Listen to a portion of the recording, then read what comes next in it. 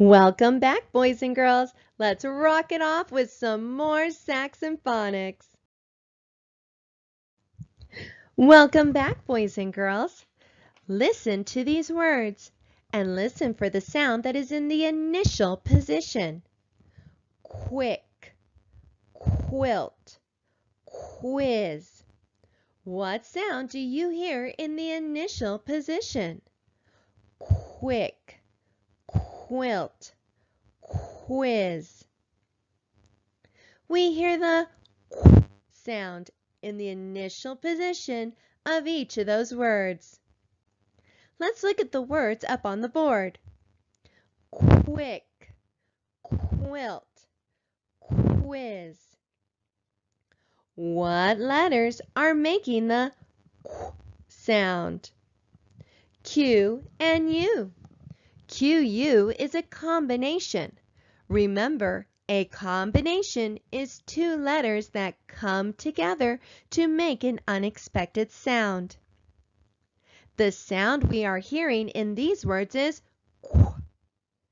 How do we code combinations? We code them with arcs. Let's finish coding these words. Let's take a look at the first word. Do we see a vowel? Yes, we do, and it's followed by a consonant. We also have digraph CK at the end of the word, and don't forget, we need to cross out the C because it is silent. In our other two words, we also have vowels that are followed by consonants. We do not need to do anything to the letter U because it is part of combination QU. So boys and girls, today we have a new card.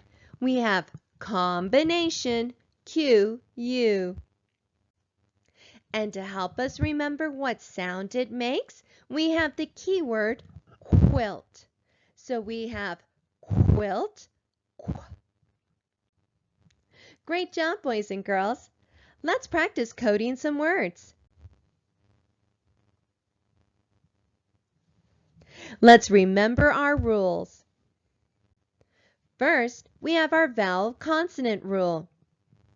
A vowel followed by a consonant is short, and we code it with a breve. We also have our other rule for coding vowels.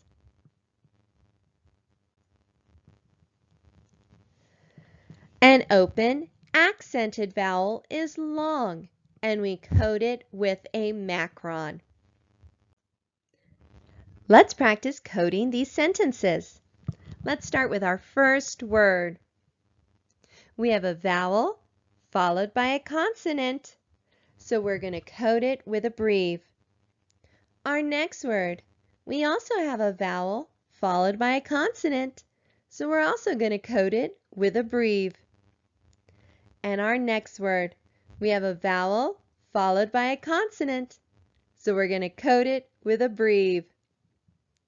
Let's look at the next word, the first word in the second sentence.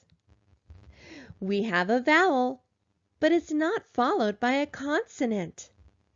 An open, accented vowel is long, and we code it with a macron. Remember the other part of that rule. An open, accented vowel. We also have digraph SH making the sh sound, and we underline our digraphs. Let's look at the next word. We have a vowel followed by a consonant, so we code it with a breve. Is. The S is making its voiced sound, so we need to cross it out to remind ourselves that it is making its voiced sound. Z, z, z. Let's look at the next word. Just a small word, one letter, and it's a vowel. So an open, accented vowel is long, and we code it with a macron. Let's put that accent. Let's look at the next word. Look for the vowel. Might be a little tricky to find. we have the letter I, and it is also followed by a consonant digraph for that case. So let's go ahead and let's code it with a brief. Look at the beginning of that word. We have combination QU, so we code it with an arc. And we also have digraph CK. Remember, let's cross out the C because it is silent. Let's look at our last word. I see a vowel, consonant, consonant, vowel pattern. Let's put our syllable divider line and our accent after the first syllable. Let's look at the first syllable. Look for the vowel. The vowel is followed by a consonant, so we're going to code it with a brief. Look at the second syllable. Look very carefully. We have combination ER, so we're going to code that with an arc. Let's get Pat. She is a quick runner. Let's take a closer look at these sentences. What word is this? This is the word a. If you listen to people talk, you'll notice that sometimes we say a, but more often we say a. Remember, when we read, we like to sound the same as when we talk. So we will try to read a as a. It is not incorrect to say a, but we sound like more experienced readers when we say a. If you want to show that the word a is pronounced we're going to code it with an upside down E.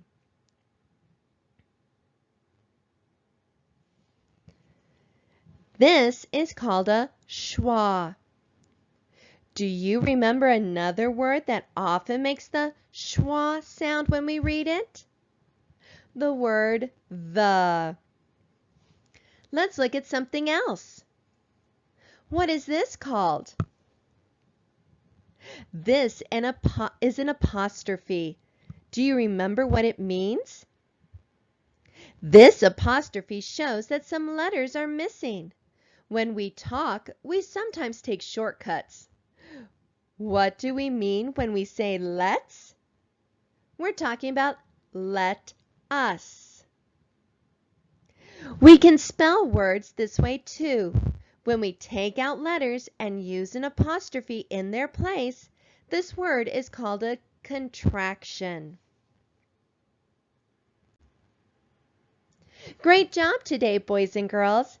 Keep a lookout for those words that have a schwa and make sure that when you're reading aloud that you're pronouncing them correctly. Don't forget to finish up the rest of your work, and we'll see you later.